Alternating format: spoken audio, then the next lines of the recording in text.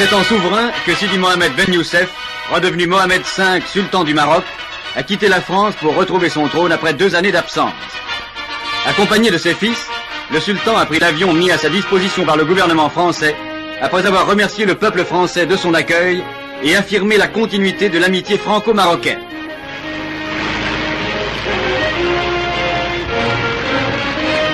L'avion, escorté par une escadrille de chasseurs, s'est posé sur l'aérodrome de Salé dans une atmosphère d'allégresse générale. Au milieu des acclamations, le sultan a été accueilli par le nouveau résident, M. André Dubois. Aussitôt après, il était comme assailli par une vague de fidèles et s'est porté par une houle humaine que le souverain a pu parvenir jusqu'à sa voiture. Tout le long des 6 kilomètres qui séparent Salé du palais de Rabat, 600 000 Marocains peut-être, contenus à grand-peine par le service d'ordre des partis politiques, ont fait à leur seigneur retrouvé une ovation frénétique.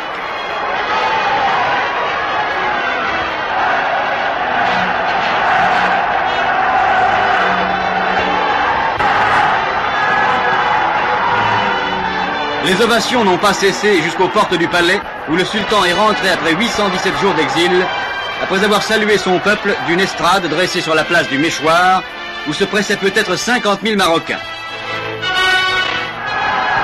Quelques heures plus tard, M. André Dubois rendait visite au souverain.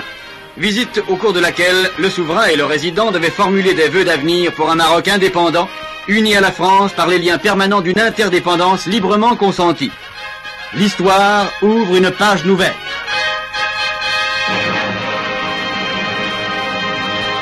J'étais un dans cette foule en liesse.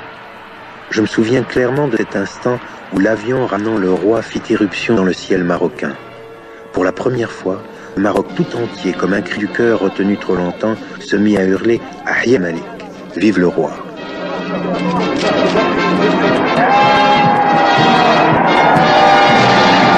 La France, déjà embourbée en Algérie, finit par céder à la résistance de tout un peuple. Le retour du sultan Sidi Mohamed en 1955 précédait l'indépendance et la réunification des Marocs français et espagnols. C'est ainsi que devait prendre fin une parenthèse de 44 ans dans l'histoire de la nation marocaine. La France laissait derrière certes des cicatrices, mais aussi un pays moderne avec toutes ses infrastructures. Le temps de la réconciliation était arrivé. Le Maroc veut son indépendance, c'est un fait. Et je suis sûr que ce n'est pas la France.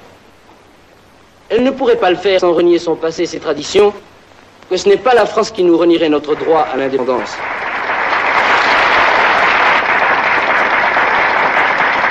Mon peuple, mon jeune peuple, qui a été auprès de vous et qui restera auprès de vous, compte sur la France, compte sur les Français, compte sur leur intelligence et compte surtout sur le patrimoine commun de nos deux civilisations pour que nous réussissions l'expérience que nous sommes en train de tenter, car nous ne pouvons pas nous permettre de la manquer.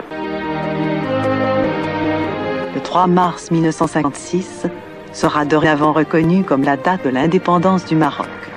Dans le royaume reconquis, le sultan Sidi Mohamed Ben Youssef sera consacré et connu comme le roi Mohamed V. Il aura comme première responsabilité de doter ce pays d'une constitution, d'une armée et d'un gouvernement.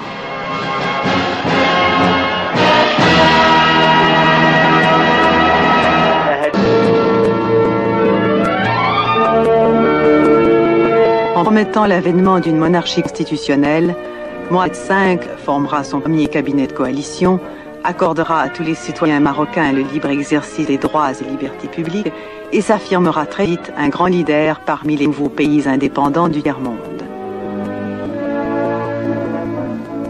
À 28 ans, après avoir été nommé chef des forces armées royales, Moulay Hassan sera désigné prince héritier, successeur légitime au trône alaouite.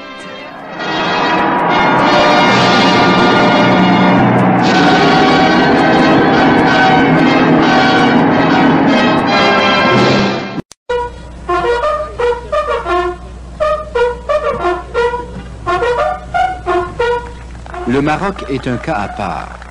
C'est l'une des monarchies les plus vieilles du monde, plus ancienne que la britannique. Le roi régnant n'est pas issu d'un coup d'État. Les Marocains disent qu'on est mieux chez eux que dans les autres pays arabes.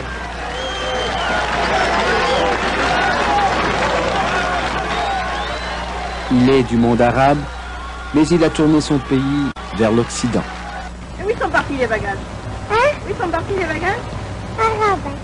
Hassan II, c'est une enfance marquée au fer d'une éducation à la française. C'est aussi une enfance passée sous le protectorat français. Désigné prince héritier, il n'a pas encore 20 ans lorsqu'il va en France demander l'indépendance. C'est considérer qu'à la base de tout système diplomatique qui pourra unir le Maroc et la France, il doit préexister comme une condition sine qua non une interdépendance de cœur. C'est celle-là qui conditionnera toutes les autres. En 1956, le Maroc obtient son indépendance. Le peuple voue une affection sincère au roi Mohamed V. Le prince Moulay Hassan sera le complice et l'homme de confiance du roi. En 1961, Mohamed V meurt. Désemparé, il dira plus tard qu'il a dû à la fois enterrer un père et un prince héritier qui ne pensait jamais accéder au trône. C'est un père que j'adorais parce que nous étions devenus, avec tout le respect que l'on doit à son père et à son roi, nous étions devenus comme de très grands amis. Et au fur et à mesure que l'âge, que le temps passait, la différence d'âge qui était de 20 ans diminuait naturellement. Et c'était pour moi un cataclysme. Il a fallu que je puise dans l'amour de mon pays, amour qu'il a su m'inculquer toutes les forces pour essayer de lui succéder. Dès son accès au trône, Hassan II commence à surprendre. Contrairement aux autres pays du tiers-monde, il instaure le multipartisme. Eux misent sur l'industrialisation rapide, lui donne la priorité au développement de l'agriculture. Eux optent pour l'économie planifiée, lui pour l'économie de marché. Et puis, alors que le tiers-monde penche vers Moscou, lui tourne le Maroc vers l'Occident, tout en restant un membre actif de la Ligue arabe. Rappelons-nous l'époque. Pourquoi avez-vous fait des choix complètement à l'opposé des courants de l'époque? D'abord parce que j'estime qu'il y a dans ces choix un minimum de culture. J'ai eu la grande chance d'avoir une double culture aussi solide d'un côté que d'un autre. Et grâce à Dieu, c'est cette double culture aussi solide, bipolaire mais aussi solide, dans les deux pôles, qui m'a mis à l'abri. الخامس من نوفمبر من سنة 1975 تاريخ محوري في مسار الأمة. ففي مثل هذا اليوم بمدينة أكادير أعطى صاحب الجلالة الملك الحسن الثاني طيب الله ثراه إشارة انطلاق المسيرة الخضراء. يومها كان الشعب المغربي كله أذانا صاغية وهو يستمع لخطاب أعطى انطلاقة مسيرة تاريخية. وكان 350 ألف متطوعا ومتطوعة على أهبة الاستعداد لتبلغ المسيرة كل مقاصدها. شعبي العزيز، غدا إن شاء الله ستخترق الحدود. غدا إن شاء الله ستنطلق المسيرة. غدا إن شاء الله ستطؤون أرضا من أراضيكم وستلمسون رملا من رمالكم وستقبلون أرضا من وطنكم العزيز. خطاب أشاد خلاله جلالة المغفور لها الحسن الثاني بالاستجابة الجماعية للشعب المغربي للتسجيل ضمن صفوف المشاركين، مع الإشادة بمواقف الدول الشقيقة والصديقة التي ساندت المغرب في مسيرته السلمية. عزمنا وقررنا أن نسير بمسيرة سلمية خضراء مدعمين بحقوقنا، محاطين بأشقائنا ورفاقنا، معتمدين قبل كل شيء على إرادتنا وإيماننا. وما كدنا نعلن نبأ المسيرة شعبي العزيز حتى وجدنا فيك من الاستجابة ومن الطاعة ومن التسابق إلى الخير ما أنت مجبول عليه من تلك الخصال الحميدة الشريفة التي جعلت منك وستبقى تجعل منك تعطي دروسا وتلقن دروسا منصبا في كتب التاريخ وسجلاتها كمثل يحتذى وكشعب يمكن أن يتخذ مثالا أمثل. خطاب الخامس من نوفمبر تضمن أيضا تأكيدا على الطابع السلمي للمسيرة الخضراء وعلى كل ما واكبها وميزها من شروط النظام والانضباط، وهي شروط جعلت من المسيرة الخضراء حدثا تاريخيا ومسيرة حضارية طبعت التاريخ الحديث للمملكة. La ferveur était grande hier lorsque le pape Jean-Paul II a rencontré les jeunes musulmans à Casablanca, ferveur pour un événement sans précédent dans l'histoire de l'Église qui, pour la première fois en effet, allait à la rencontre de l'islam. Roland Sicard. Jean-Paul II et Hassan II qui s'avancent côte à côte sur cette avenue de Casablanca, c'est le point culminant du voyage du souverain pontife en Afrique. Pour la première fois, un pape se rendait dans un pays islamique à l'invitation d'une autorité religieuse musulmane, le roi Hassan II. Premier temps fort, un entretien d'une quarantaine de minutes avec le souverain chérifien. Surtout, un discours au stade de Casablanca devant plus de 100 000 jeunes réunis pour les Jeux panarabes. L'occasion, jamais rencontrée jusqu'ici, de s'adresser à l'ensemble du monde islamique et d'abord en arabe.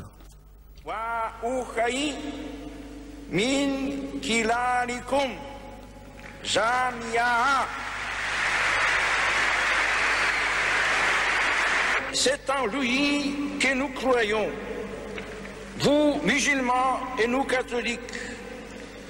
Et vous parlez aussi des valeurs humaines qui ont en Dieu leur fondament.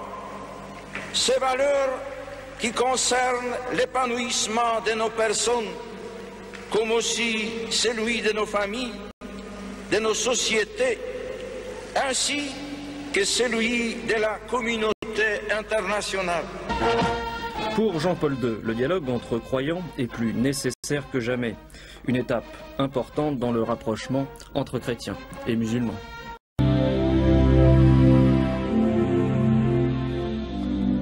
في 22 يوليوز 1986 تم في يفرن استقبال للوزير الأول الإسرائيلي شمعون بيريز.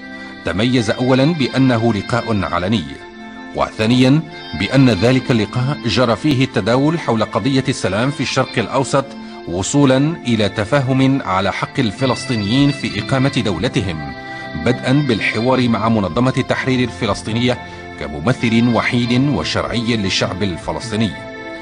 ولم يكن للمغرب أي مطلب ولا أي هدف سوى أن يسهل الحوار بين الطرفين المعنيين.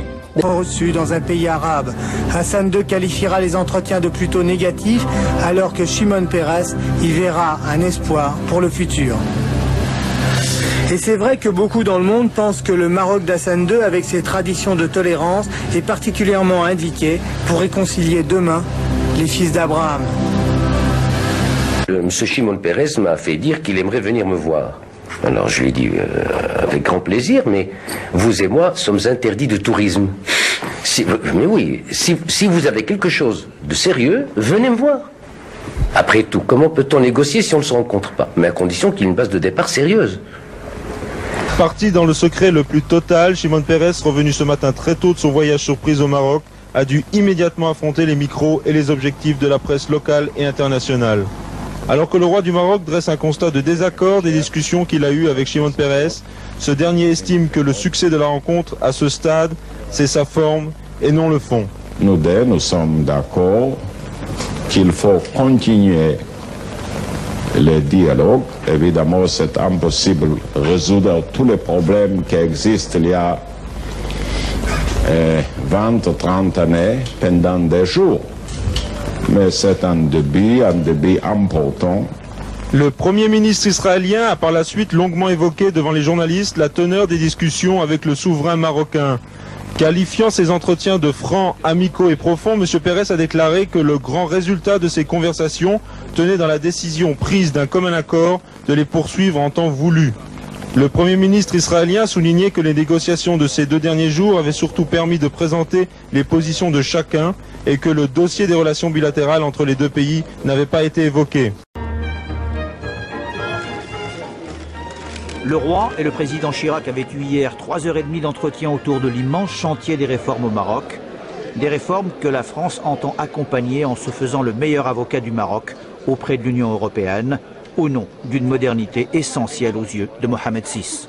Ce sentiment, mesdames et messieurs, est aussi celui d'un monarque, d'un chef d'État arabe et musulman qui veut, avec le siècle naissant, partager avec le peuple français sa vision d'un espace régional de solidarité et de modernité qui, des 2 côtés de la Méditerranée, saura débarrasser nos sociétés de ce qui leur reste d'archaïsme.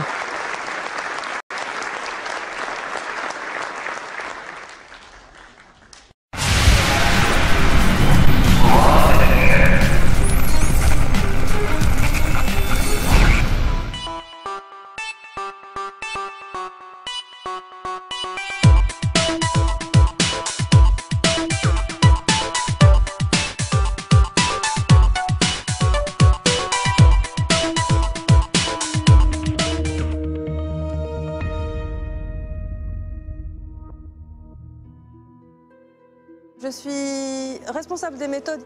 J'interviens à peu près sur tous les ateliers et sur toutes les opérations.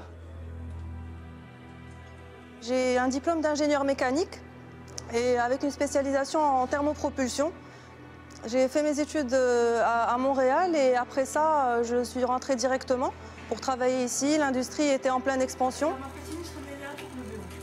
Petit à petit, j'ai bénéficié de formations.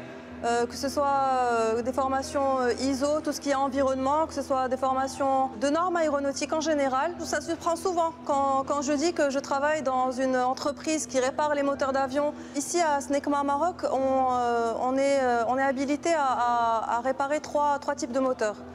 Les CFM55 3, 5 et 7. C'est monté sur des avions qui transportent beaucoup de passagers tous les jours. On a ça en tête en tout temps. D'autant plus quand on a un mari pilote qui pilote des avions équipés des moteurs qui sont révisés chez nous. Il faut aussi être très rigoureux parce que l'aéronautique est un domaine très standardisé. Il y a beaucoup de normes à respecter. Je pense que la plupart des gens ont rêvé un jour ou l'autre de travailler en aéronautique. Oui, j'ai toujours aimé ce qui était sensation forte. Être pilote, voler, ça fait rêver tous les enfants. Moi aussi, j'ai fait partie de ces enfants-là.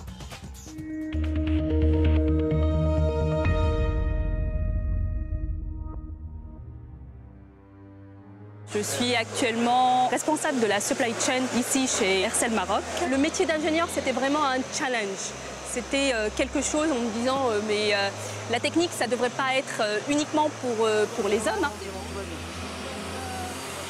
Ma mère voulait plutôt que je sois médecin ou pharmacienne, parce que pharmacienne, c'est très bien pour une femme. Elle peut trouver un équilibre entre sa vie personnelle et sa vie professionnelle. Ma vie professionnelle au Maroc, je viens de la débuter en même temps, je viens de me marier. Donc c'est des choses nouvelles pour moi. Le fait de dire qu'on est une femme dans un secteur comme le secteur aéronautique peut surprendre, surtout dans un pays comme le Maroc. Mais les mentalités ont changé. Qu'est-ce qui me plaît? C'est vraiment le fait qu'on ne s'ennuie pas. On ne voit pas le temps passer, donc on fait pas mal de choses, énormément de choses. C'est une découverte quotidienne. J'ai une équipe sur laquelle je peux compter.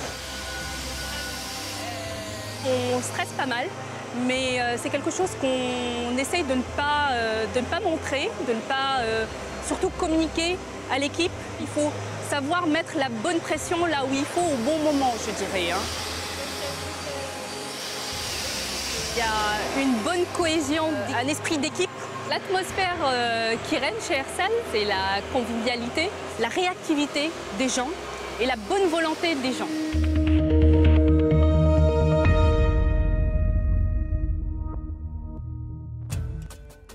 C'est j'étais responsable fabrication atelier Realix. Au bout d'un an, je suis devenue responsable qui dirige 5 à 6 personnes en fabrication. Et après, je suis devenue chef d'équipe. On a fait quelques formations sur la gestion d'équipe. Ça m'a aidé de comment gérer l'équipe, bien sûr, parce qu'avant, j'étais une opératrice de câblage. Je travaille juste ce qu'ils me donnent, mais pour gérer équipe, ça, je ne connais pas. Et les difficultés, c'est que de manager surtout les filles, mais les femmes, parce qu'on a des femmes ici, chacune sa personnalité, quoi. Mais pour moi, le câblage aéronautique, c'est fait pour les femmes parce que c'est plus minutieux. J'ai voulu travailler parce qu'avant, j'étais, comme je dis toujours, j'étais pas mariée, j'étais une femme divorcée avec une petite fille. Et il faut que j'aille travailler pour la nourrir, pour l'éduquer.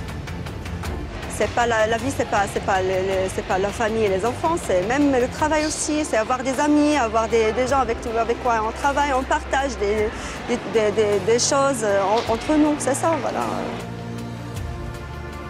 Maintenant, je suis fière de moi, parce que j'ai fait quelque chose que j'ai toujours aimé, parce que j'ai toujours voulu être une technicienne ou bien faire quelque chose de technique.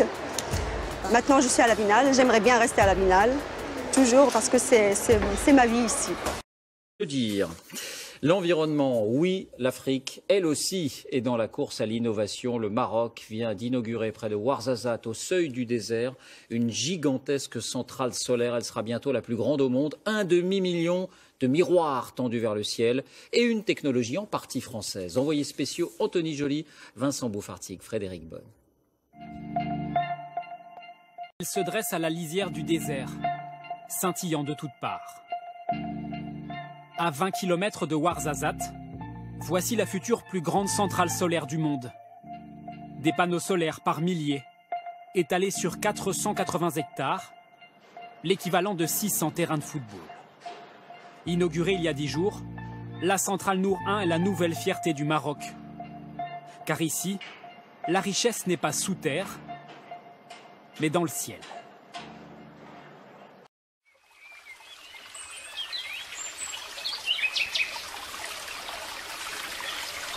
First of all, I have deep admiration and respect for His Majesty King Mohammed VI and his government leaders and people.